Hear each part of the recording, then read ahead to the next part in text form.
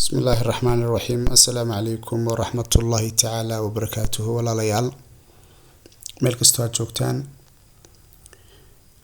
كلنتي وناكسن إن شاء الله تعالى. وحن هلكن إذا كسو قد بنيا برنامج آد مهم برنامج كاس وإن شاء الله تعالى حل مشاكل بدن وسؤاله سؤال آد يقصو نقدين isla markaana dhibaatooyinka badan ee walaaluhu ay kala kulmayaan marka ay bilaabaan digriga, isla markaana mashaakilaadka badan ee bulshadeena haysta arrimihii noloshooda ee kala duwan, haddii noqonayso walaalihii goobaha ganacsiga, haddii noqonayso guryihii, haddii noqonayso arsaaqadii oo xidhan, haddii noqonayso تعديلاتكي حق جوركا جوركي أو حنيبا، هذي نقطة مشاكل ترى بدن أو جوري كتيرة بوقع يسقبسجا خلافات كجوريها لحدود كفرا. اللهم صل على محمد. قفكي أو مركو دقرجي أماد كارتي وبلابو عليس حنون مشاكل بروبلم وسوى جهيو وليال إن شاء الله وحندي صوّدا barnaamijyo arrimahaas oo dhan biidni illaahi tacaala xal u noqon doona. laakiin barnaamijkan ugu horeeya muhiimka ah wuxuu noqonayaa barnaamijkii koowaad oo aynu kaga hadlayno xalka mashaakilaadkaas tirada badan ee walaaluhu ay ka cabanayaan. walaalayaal, xalku waxa weeyaan suuratu silsilad idaa silsilat al-ardu zilzaalaha. suuradaas ayaa muhiim ah walaalayaal. marka aad doonaysaan digriga inaad bilowdaan, inaad ka hor aad akhridaan 7 jeer biidni illaahi tacaala, adiga oo niyadaada gashanaya in wixii mashaakilaad ah ee sababaya in digrigaaga aad qabsato caqabad ku ah, in ilaahay subxaanahu wa tacaala uu ka hor kaxeeyo oo ka hor leexiyo.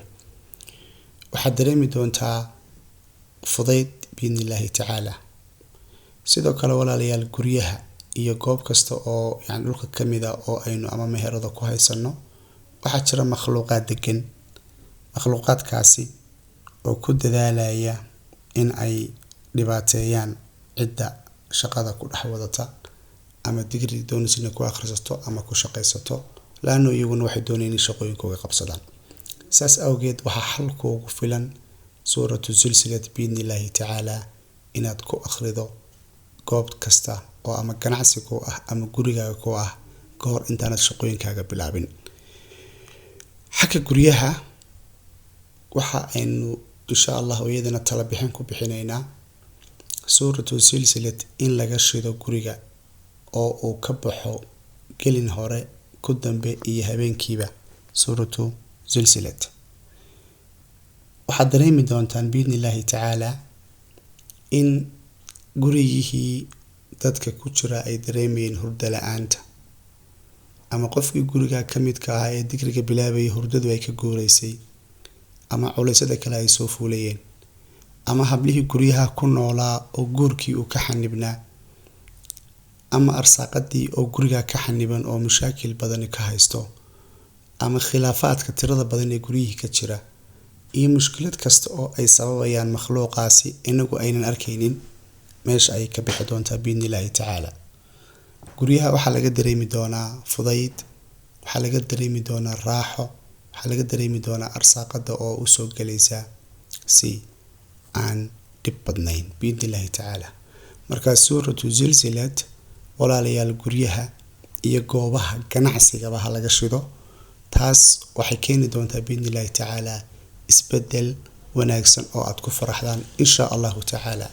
risaaladana waxay idinka timid xagga ilaahay subxaanahu wa tacaala oo waa fariin uu allah subxaanahu wa tacaala ii qadaray inaan idiin soo gudbiyo oo aan idamka ilaahay kusoo gudbinayo.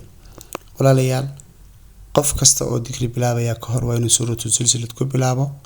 marka uu 7 jeer akhriyo isagoo niyeysanaya in mashaakilaadkaas meesha ay ka tagaan, haddana taxsiinkiisii uu qaato oo calal aqal 7 jeer aayat kursi u akhristo.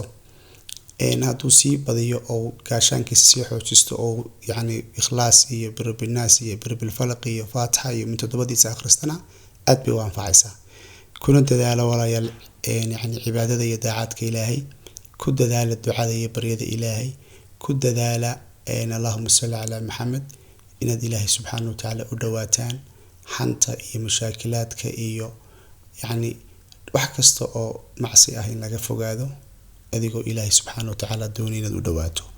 suuratu sulsilat xoogga ha la saaro biidni illaahi tacaala.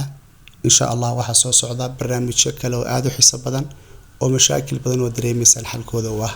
tan iyo inteenu barnaamij kale isugu imanayna astawdicukum allah alladii laa tudiicu wadaa'icahu fi amaan illah. wasalaamu calaykum waraxmatullaahi tacaala wabarakaatuh. اللهم صل على محمد وعلى آل محمد كما صليت على إبراهيم وعلى آل إبراهيم إنك حميد مجيد.